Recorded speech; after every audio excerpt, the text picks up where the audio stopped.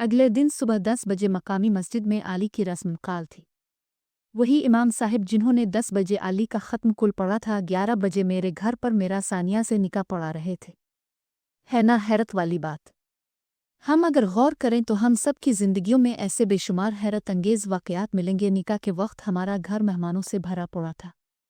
कभी कोई मेरे कान में सरगोशी के अंदाज में मुबारक कह देता, और कभी कोई मेरे कान वो मुबारक सुन सुनकर फटने को थे, जैसा कि मैं पीछे लिख चुका हूँ। मिला की दौड़ मस्जिद तक और मेरी दौड़ छत तक। गवालमंडी में रहने वाले मकीनों की ज़िंदगियों में छतों और थाड़ों का अहम रोल था। किसी हद तक वो असर आज के दौर में भी है। इससे पहले कि कोई और मुबारकबाद की आवाज़ मेरे कान में पड़ती, मैं छत की तरफ भागा। मैं सीढ़ियाँ चढ़ रहा था, मेरे सामने एकदम बिस्मा आ गई। वो छत से नीचे आ रही थी। हम दोनों ही रुक गए। सानिया के साथ निकाह की मुबारक नहीं दोगी? मैंने लफ्ज़ों पर जोर देकर पूछा। बिस्मा ने बड़ी संजीदगी से जवाब दिया, नहीं, सिर्फ अली का अफसोस करूंगी।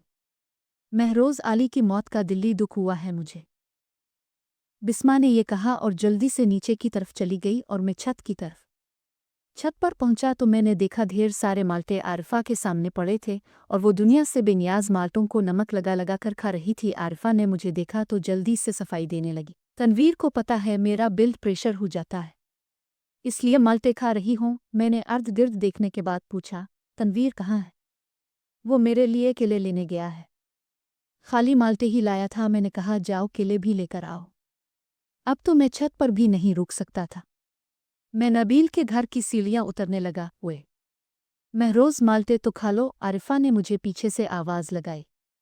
मैंने इसे हाथ से सलाम किया और नीचे चला गया। नीचे पहुंचा तो नबील की अम्मा से मेरा सामना हो गया। वो जल्दी से मुझसे लिपट गईं। उन्होंने ज़ोर ज़ोर से रोना शुरू कर दिया था। मेरी भी आंखें भर आईं। मैं उनको लेकर उनके कमरे में चला गया।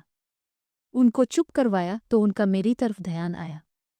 उन्होंने मेरे चेहरे पर बड़े प्यार से हाथ फेरा, फिर रुंधी सी आवाज़ में कहने लगे, रब सोहने दी मर्जी, आली का वक्त आ गया था। पत्थर तेरे जैसा जवाई अल्लाह सबको दे। आली तेरे साथ बड़ी खुश थी। सब्र कर पत्थर, सब्र कर। तो मेरा पत्थर सूजा, कैसे तेरी आंखें रू रू कर सुर्ख हो रही है। नबील की ये मुआहे ने मुझे प्यार से अपने बिस्तर पर लिटा दिया और खुद ही मेरे ऊपर रज़ाई दी। इसके बाद कमरे का दरवाज़ा बंद करते हुए बाहर चली गई। नबील ने मुझे कंधे से हिलाने के बाद कहा था, महरोज़, रात के 9 बज गए हैं। मैं आंखें मिलते हुए बैठ गया। मुँह हाथ धो लो, मैं फरजाना को खाने के लिए कहता। मैं गुस्ल खाने की तरफ चला गया और नबील बावर्ची खाने की तरफ। जब मैं मुँह हाथ धोकर वापस लूटा तो फरजाना भाभी ने खाना लगा दिया था। मैंने खाने को देखने के बाद शिकायती नज़रों से नबील की तरफ देखा। नबील मेरा देखना समझ गया था। इसने मुझे बताया, महरोज़, तुमने पिछले 2 दिन से कुछ नहीं खाया। मैं नबील की तरफ देख रहा था कि फरजाना भाभी बोल पड़ी, अब भी तो पिछले 2 दिन से भूख हड़ताल किए हुए है। मैंने पलटकर फरजाना भाभी की तरफ देखा। महरोज़ भाई, अब कुछ खाएंगे तो ये भी कुछ खा लेंगे, फरजाना भाभी ने इंतहाई दुख के साथ कहा। मैं खाने के लिए बैठ गया। मुझे देखकर नबील भी बैठ गया। पता नहीं मैंने नबील की वजह से खाना खाया था, इसने मेरी वजह से खाने के बाद वही पुराना ठिकाना। मैं और नबील छत पर बैठे हुए थे। तुम्हारा और आली का 10 माह और 21 दिन ओहे का साथ रहा, जबकि हमने तकरीबन 21 साल साथ गुजारे थे। मैं ये नहीं कह रहा कि मुझे आली की मौत कातिम से ज़्यादा दुख है। तुम्हारा दुख बहुत बड़ा है, फिर भी इससे निकलना तो पड़ेगा। सानिया मेरी बहन के बच्चों की माँ बन गई है, इसलिए मैंने भी इसे बहन मान लिया है। तुम भी इसे बीवी के तौर पर कबूल कर लो। जाओ, तो मेरी बीवी बच्चों को तुम्हारी ज़रूरत है। नबील ने मुझे थपकी दी और वहाँ से चला गया। मैं कुछ देर उसकी बातों पर गौर करता रहा, फिर मैं भी छत से नीचे आ गया। मैं अपने कमरे में दाखिल हुआ तो सानिया एक बच्चे को फीडर से दूध पिला रही थी, जबकि दूसरा झूले में सोया हुआ था। नबील के अल्फाज मेरे कानों में गूंजे, सानिया मेरी बहन के बच्चों की माँ बन गई है, इसलिए मैंने भी इसे बहन मान लिया है। तुम भी इसे बीवी के तौर पर कबूल कर लो। तकरीबा 48 के नते पहले आली मेरे साथ इस कमरे में थी। अब इसकी जगह सानिया ने ले ली थी, मेरे 2 बच्चों की माँ बनकर। मैं चुपचाप सोफे पर बैठ गया। अस्सलाम अलैकुम। सानिया ने मुझे सलाम किया था। मैंने इसके सलाम का जवाब नहीं दिया और खामोश ही बैठा रहा। कोई आधे घंटे बाद सानिया ने ट्यूब लाइट बंद करके जीरो का बल्ब जला दिया था। मैं भी सोफे पर ही लेट गया। जब सानिया ने ये देखा तो वो भी झूले की तरफ मुड़ करके लेट गई, जिसमें मेरे दोनों बेटे सोए हुए थे। कोई आधे घंटे बाद सानिया अपने बेड से अपना कंबल मेरे ऊपर डाल दिया और खुद अलमारी खोलकर कुछ तलाश करने लगी। अलमारी के अंदर इसे 2 केस मिल गए थे। सानिया ने उनको निकाला और अपने ऊपर लेते हुए लेट गई। कोई घंटे बाद मेरा दूसरा बेटा रो पड़ा। सानिया ने जल्दी से इसे अपने सीने से लगाया और इसे भी दूसरे फीडर से दूध पिलाया। वो सानिया की छाती के साथ लगा लगा ही सो गया तो सानिया ने इसका बुस्सा लिया और इसे फिर से झूले में डाल दिया। रात भर मैंने जीरो बल्ब की रोशनी में आधी खोली और आधी बंद आंखों के साथ सानिया को आली के बच्चों की मां के रूप में देखा। सानिया ने इस सलाम के अलावा मुझसे कोई दूसरी बात नहीं की। मैंने तो इसके सलाम का जवाब तक देना मुनासिब नहीं समझा था। अगली चंद रातें भी इसी तरह गुजर गई। मैं सोफे पर पड़ा रहता और सानिया कभी बेड पर सो जाती और कभी मेरे बेटों को सीने से लगाकर सुलाने लगती। फर्क सिर्फ इतना आया था कि पहली रात सानिया के ऊपर 2 खेस और अब एक रज़ाई थी। उन चंद रातों में ना सानिया ने मुझे बुलाया और ना ही मैंने सानिया से कोई बात की। सब घर वालों के साथ सानिया का रवैया बड़ा अच्छा था, ख़ास तौर पर मेरे बेटों के साथ। उन पर तो वो वारी वारी जाती। वो मैं भी पिछली चंद रातों के दौरान खुद अपनी आंखों से देखकर हैरान रह गया था। कहान एक वो सानिया जो अपनी नाक पर मक्खी तक को नहीं बैठने देती थी, और एक ये सानिया जो मेरे बेटों का नाक मुंह चूमते नहीं थकती थी। चंद दिन बाद मैं नानी को रेलवे स्टेशन ट्रेन पर बिठाने गया। नानी मुल्तान जा रही थी। ट्रेन के आने में अभी वक्त था। मैं और नानी प्लेटफॉर्म पर ट्रेन के इंतज़ार में बैठे हुए थे। नानी ने मेरी तरफ देखते हुए बात शुरू की। मैं जानती हूँ तुमने अब तक सानिया को बीवी के तौर पर कबूल नहीं किया। बेटा, अब तुम उसके साथ ज़्यादती कर रहे हो। वो पहले ही बहुत दुखी है, इसे मज़ीद दुख मत दो। इससे अपना बना लो। वो तो दुख देने वाली है, मैंने तंज़िया लहजे में कहा।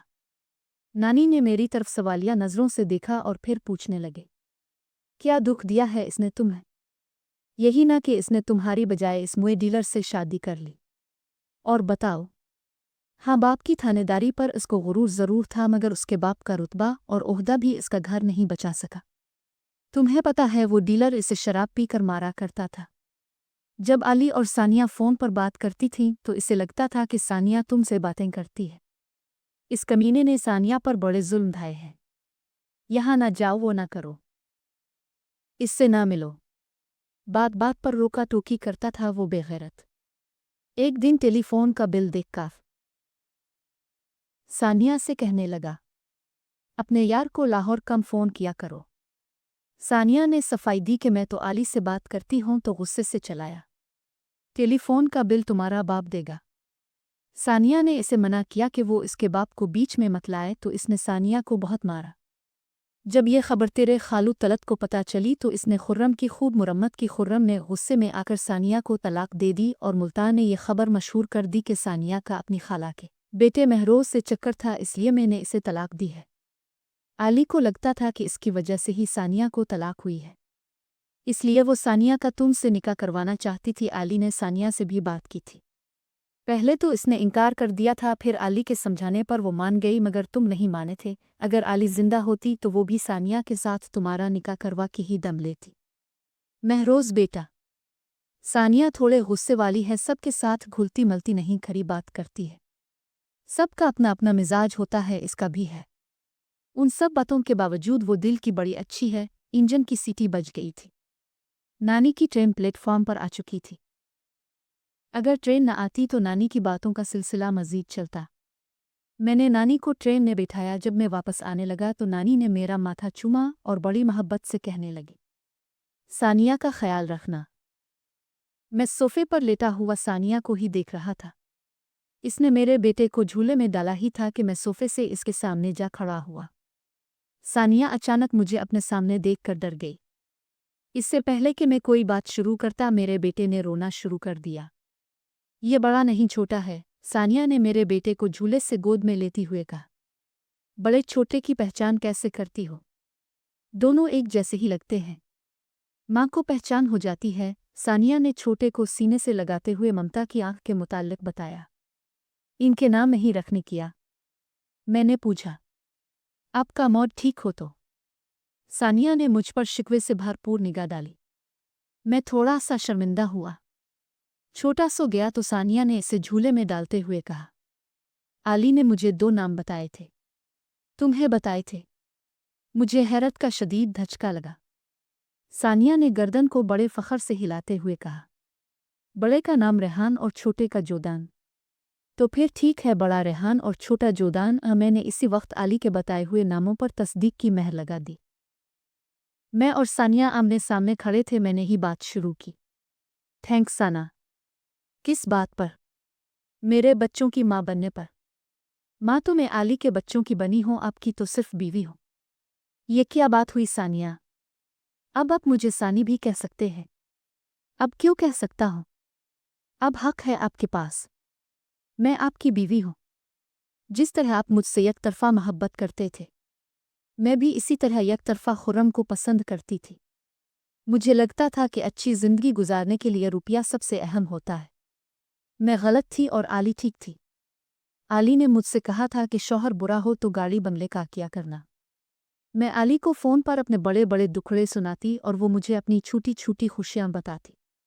मुझे इस पर बड़ा रश्क आता था। सानिया थोड़ी देर के लिए खामोश हो गई, फिर कहने लगी, अगर आप मुझे सानिया की जगह सानी कहेंगे तो मुझे लगेगा कि आपने मुझे अपनी बीवी के तौर पर कबूल कर लिया है। सानिया ने मुझे यकीन दिला दिया था कि वो मेरी हो गई है। मुझे इससे एतमाद मिला। मैंने इसका हाथ थाम लिया। 20 साल हो चुके हैं मेरी और सानी की शादी को। हमारी कोई औलाद नहीं हुई। सानी ने कभी उसकी आरज़ू भी नहीं की। वो तो रेहान और जोदान ही की माँ बनी रही। वो दोनों भी मुझसे ज़्यादा सानी पर जान छिड़कते हैं। सानी आज भी मुझसे अक्सर आली की बातें लेकर बैठ जाती है। सच कहूँ तो वो मुझसे भी ज़्यादा आली को जानती और चाहती है। सुना है जिससे इंसान मोहब्बत करता हो वो इस जैसा ही हो जाता है। मुझे तो अब सानी भी आली जैसी ही लगती है। आली जब बात करती थी तो उसके अक्सर जुमलों में ओजी आता था। मैंने नोट किया है अब सानी भी अक्सर जी का इस्तेमाल करती है। सानी मुझे आपू कहकर बुलाती थी। शादी के बाद मुझे नहीं याद पड़ता सानी ने मुझे आपू के अलावा कभी मुखातिब किया हो। सानी का कहना है कि आली ने तो मुझे अपनी ज़िंदगी में ही कबूल कर लिया था। खाली ये बात ही काफ़ी है इसकी अज़मत को बयान करने के लिए। सानी कभी अच्छे मूड में हो तो मुझे आरफा और बिस्मा का नाम लेकर भी छेड़ती है। बिस्मा के शौहर का साल पहले ज़ेरे तामीर मकान की छत गिरने से इंतकाल हो गया था। अब इसका बड़ा बेटा कारोबार देखता है और बिस्मा की बेटी मलाइका रेहान की क्लास फेलो है। हो सकता है बिस्मा मेरी सिमधन बन जाए। आरफा के अब तक 10 बच्चे हो चुके हैं। कितने बेटे और कितनी बेटियां ये मुझे भी नहीं मालूम। तनवीर सच में मशरिकी शौहर साबित हुआ है। नबील और फरजाना भाभी के 3 बच्चे हैं। बेटी सबसे बड़ी है जिसका नाम नबील ने आली रखा है और उससे छोटे 2 बेटे हैं। मेरा और नबील का इरादा है कि हम जोदान और आली की शादी करेंगे। नबील भी अब डिफेंस में ही शिफ्ट हो गया है। मैं और नबील अब हर वीकेंड पर अपने इसी पुराने महल्ले जाते हैं। नबील ने अपना वो घर किसी को किराए पर दे रखा है। इस आदमी ने इस मकान में एक रेस्टोरेंट खोल लिया है। अब हम दोनों छत पर इसी जगह कुर्सियों पर बैठते हैं। वो अलग बात है कि अब हम दूध की जगह ब्लैक कॉफ़ी या ग्रीन टी पीने लगे हैं। अब तो खलील भाई की दुकान से भी खालिस दूध नहीं मिलता। खालिस दूध तो अब भैंस का कटाया फिर गाय का बिछड़ा ही पीते हैं। अब कहाँ लाहौर में खालिस दूध मिलता है। मैं खुद को मोहब्बत का चैंपियन समझता था। आज मैं इकरार करता हूँ कि मुझे मोहब्बत करना औरतों ने सिखाया। नानी और उम्मी की शक्ल में। मेरी उम्मी जिन्होंने मेरी ज़िंदगी बचाने के लिए खलील के सामने हाथ जोड़े थे।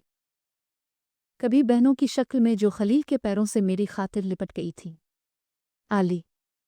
इसे कैसे भूल सकता हूँ जो मेरी ढाल बन गई थी। सानी जिसका कोई सानी नहीं।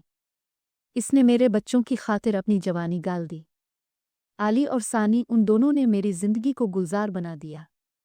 आली जिसके मुताल्लिक मैंने कभी नहीं सोचा था वो मेरी ज़िंदगी में कैसे आई और जिसके बारे में हमेशा से ही सोचा था वो मुझे कैसे मिली। इंसान क्या सोचता है और क्या हो जाता है आने वाले वक्त के बारे में तो सिर्फ मेरा अल्लाह ही जानता है। हमारे इरादे हमारी सोचें सब धरी की धरी रह जाती है। ہمیں پتہ ہی نہیں چلتا وہ کب کیسے دلوں کی عدل بدل کر دیتا ہے۔